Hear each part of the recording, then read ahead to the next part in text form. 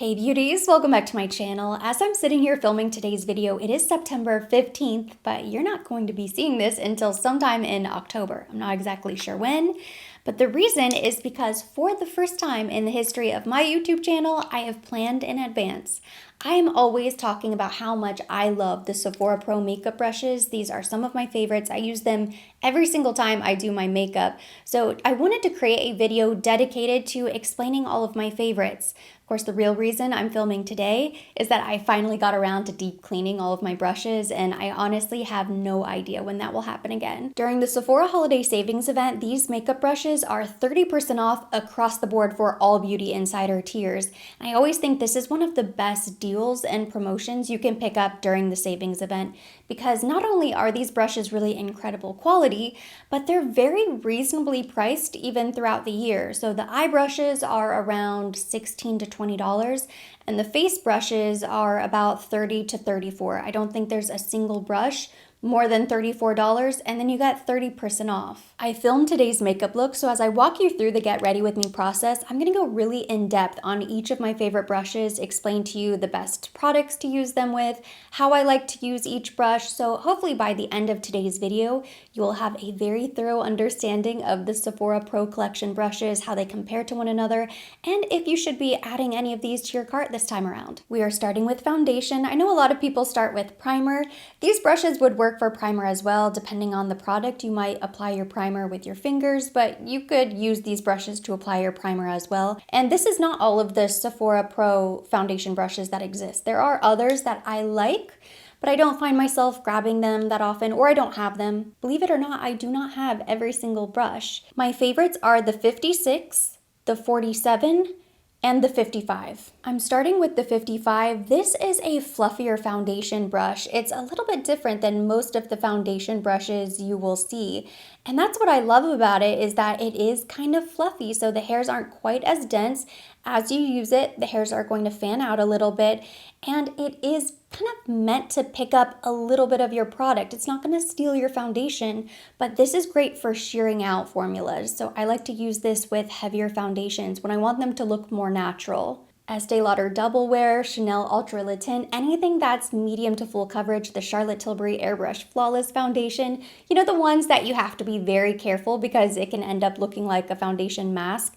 This is the perfect brush to use. You go in with a teeny tiny bit of product and you just kind of swirl and buff the foundation on the skin. It takes a little product and helps to spread it out over a larger surface area. So I find myself using less of those foundations. It helps to keep your skin shining through the foundation. So anytime I really want to be light-handed or I want to make sure my makeup looks very light and natural, I will grab the 55 brush. Now, I like to use this brush exclusively for liquid and cream foundations. You could probably use it for other cream products, maybe a cream bronzer or blush.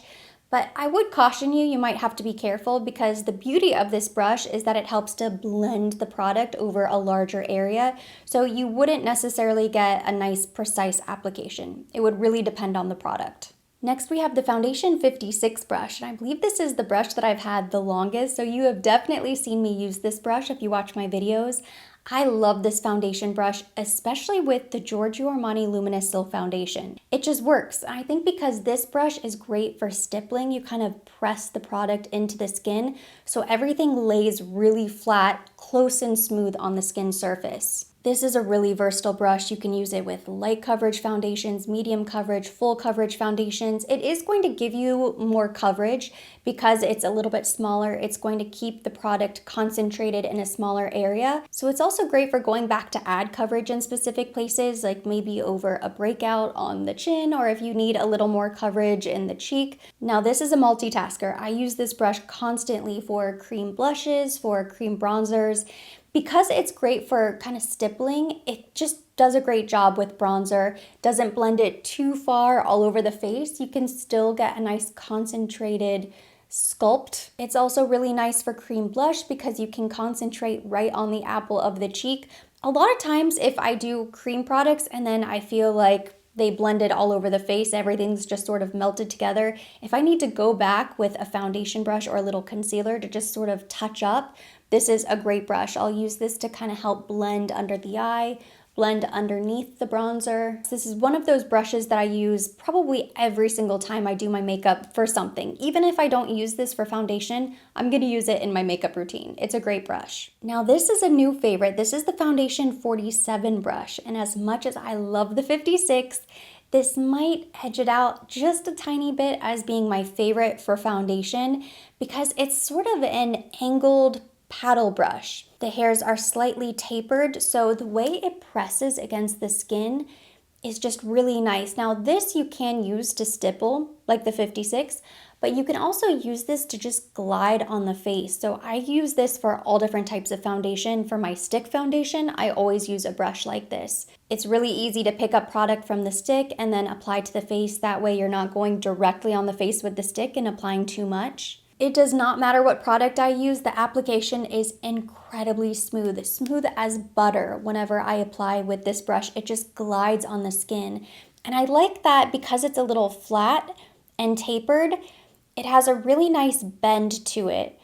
So it operates really nicely around the nose and the little corner of the eye. You can get around corners really nice and easily with this brush. It's just very ergodynamic in the hand. It just becomes really fast and effortless. It's also great for cream bronzer, for cream blush, for cream highlight even, and it's another great blending brush. So if you feel like you need to go back at the end of your cream products and just blend everything out, you know, if your blush accidentally crept up a little bit too high with the concealer, I'll just sort of tap it out with this. So you kind of can do both motions. You can smooth and you can tap. Moving on now to concealer, you have a lot of great options for concealer, but my two favorites are the 98 and the 71. And just like foundation, they are very different. Now, if you love the 47, chances are high you will also love the 71 since it's basically the same brush, but just shrunk down. This is like mother and child, marriage made in heaven. They work really nicely together. So this is going to give you all of the great benefits of the smoothing, the blending, the tapping of this brush, except in a much smaller, more concentrated area, which is why it's great for concealer. The 98 is actually called the Pro Highlight Brush, but I like to use this for concealer. You could probably use it for highlighter as well, but it works so nicely because it's a little bit longer, a little bit fluffier. So this is going to help sheer out your concealer. It's kind of like the mini 55 brush. I always feel like this does a great job giving me a very effortless under eye. It's not going to give you the most coverage, but it's great for no makeup, minimal makeup, light makeup days. This is amazing. For setting the entire face with powder, I have two favorites. This is the 50 brush and the 80. The 80 is going to be best for a finishing powder, and then this is going to be best for your typical pressed powder or even a loose powder actually. Because it's really giant, but it's more flat, it's kind of the perfect size for just tapping right into your loose powder. Of course, you're gonna hit off the excess, but then as you're applying the powder, it lays flat against the face. So it's going to give you the perfect light dusting of powder. It's not going to just fling powder all over the place with abandon. It gives you a little bit more control because it's flat. The density is amazing, but I love the size of this brush and I love how the sides are tapered and it is just really fluffy and bouncy. Great for anybody who does the baking technique. After you've applied the powder and let it sit, it can dust the powder away without disturbing the makeup underneath because it's so light and fluffy. Not necessarily great for coverage because it is so fluffy, but it's a great setting brush. Now, if you are somebody who does not like powder or you like to be extremely minimal or strategic with your powder placement, I would go with the Pro Contour 79 brush. This is one of those Swiss Army knife type of brushes. It does so many things. Today I used this to apply a little highlighter. Sometimes I use it to blend specific areas on the face.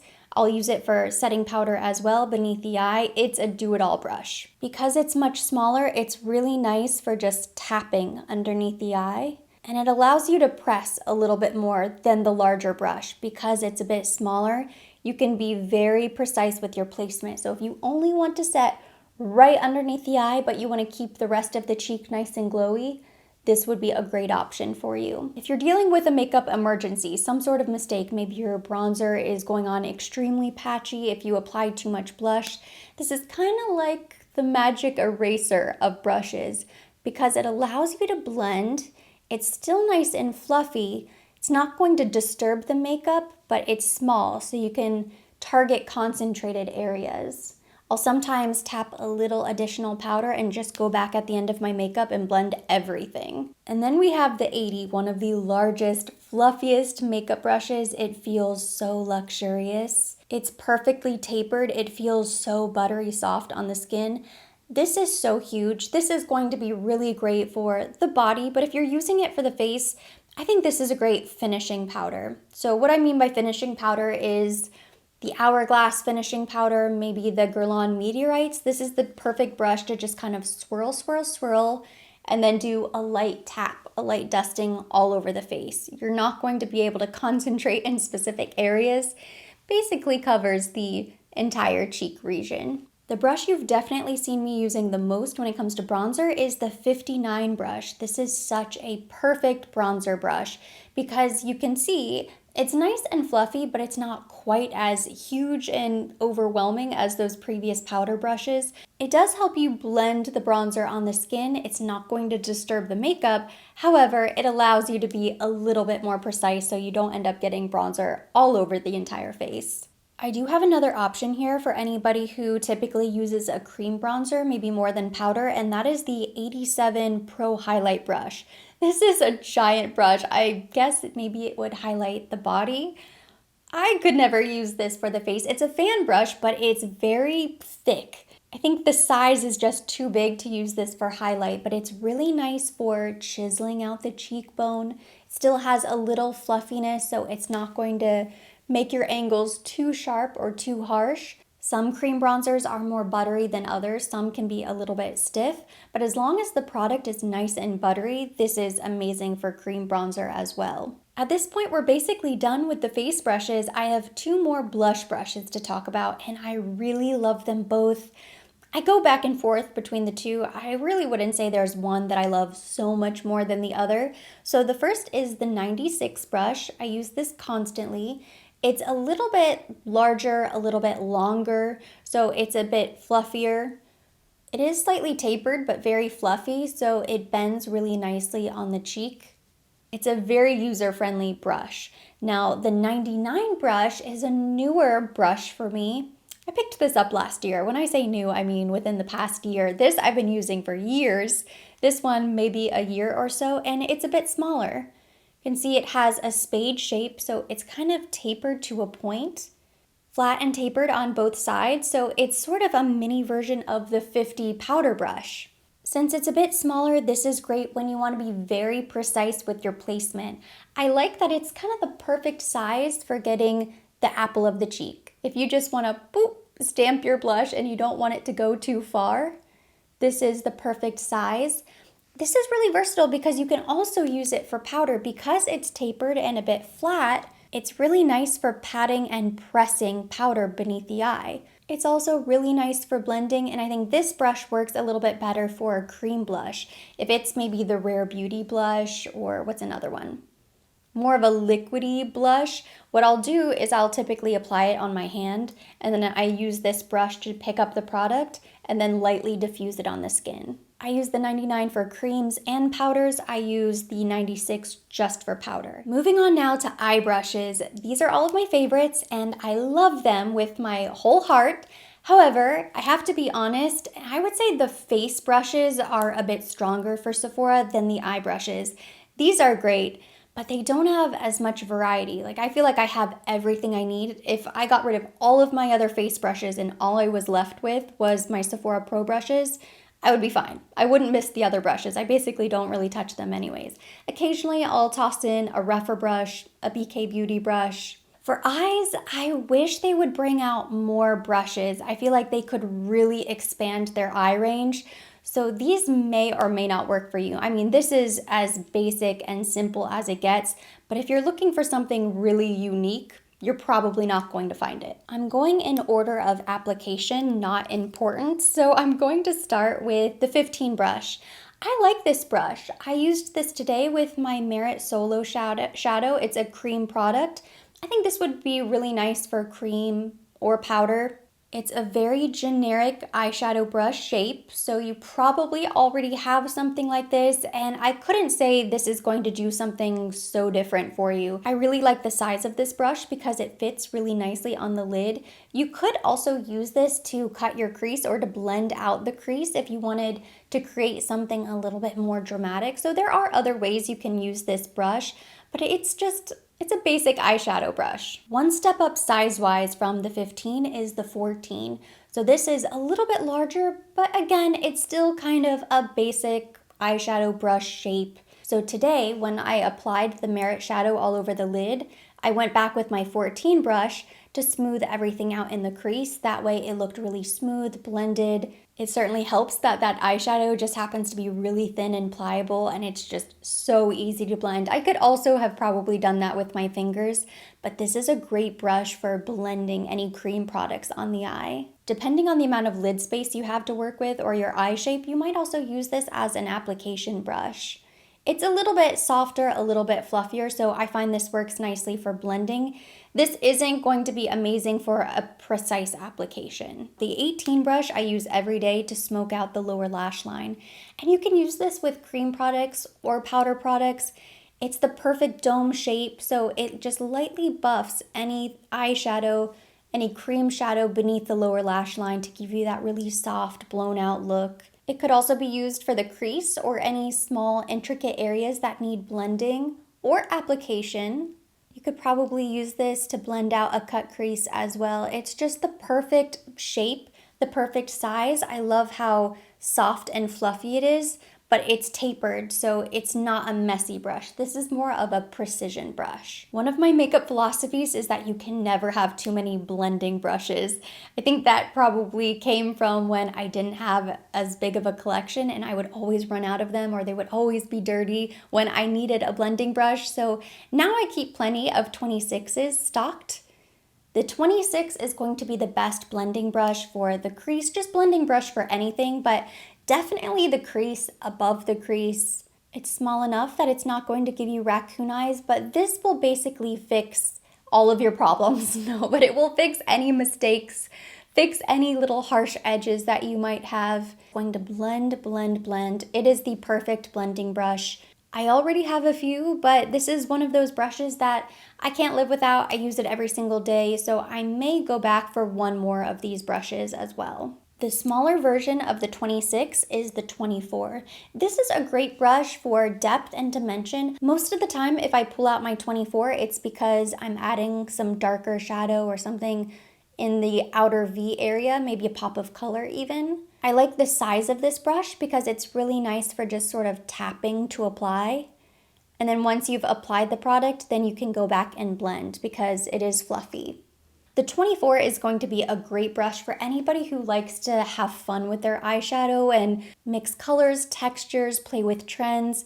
This is going to be an eyeshadow brush that you will want to have on hand, and another brush that you will want to have multiples of. I know I've talked about how I haven't really been that big into eyeshadow at the moment, but when I do play around with eyeshadow, or if I ever do a smoky eye, I will definitely have a couple 24s on hand. The 19 brush has become one of my favorite eyeshadow brushes. I think for the longest time, I didn't love it or appreciate it as much because I didn't have the 26. So I was trying to use the 19 to blend the eyeshadow, blend out the crease, and that's not really its purpose. You still have to go back with a fluffier brush, but the 19 is nice and tapered. So this is another brush that's great for applying any eyeshadow in the outer V, depth, dimension. But if you want to create darker shadow in the crease, this is a really nice brush. It's also really great if you're going to run a darker color along the lash line. That's a really popular look now. It's still fluffy, it's still going to help you blend, but because it's tapered, you can be really concentrated. This is the tapered version of the 24. So they do very different things. I finished brows, eyeliner, mascara, and lips off camera, so that brings us to our final makeup look for the day, using all of my favorite Sephora Pro makeup brushes. I may not be a working makeup artist anymore, but I am incredibly hard on my brushes. I'm tough on them. I'm constantly throwing them in and out of different bags, travel bags. I can be kind of rough with them when I'm cleaning the brushes. I'm not sure I've ever seen a single bristle fly off the brush. I mean, none of these brushes that I have ever had a hair loss problem. I don't run into losing bristles during the cleaning process either, so I definitely recommend these brushes, and hopefully after watching today's video, you have a better idea if any of these are worth picking up during the savings event. And that completes today's video. Thank you so much for watching. Hopefully you enjoyed it and you found it helpful. If you liked it, give it a thumbs up. Leave me your comments, questions down below. I'm always curious to know what you're shopping for during the savings event. If you're shopping at all, let me know down below in the comment section. We'll keep the conversation going there. As always, I will be linking everything mentioned. Everything on my face will be listed down below in the description box for your convenience. And for more videos like this, don't forget to subscribe and hit the notification bell.